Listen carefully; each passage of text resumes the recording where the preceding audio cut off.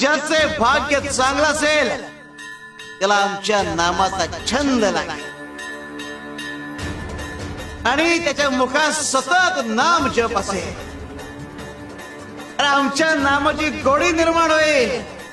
ध्यानी मनी स्वप्नी ही नाम संजीवनी वदनी असेल.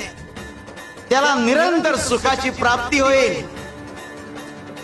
तसं मधाचं सेवन करण्यासाठी भ्रमर कमळ फुलात गुंतून पडतो आणि अत्यंत आनंदाने आणि आदराने मधाचा आस्वाद घेतो. आमच्या भक्ताचे मन आमच्या नामाचे ध्यान लागून उच्च पातळीवर स्थिर होते.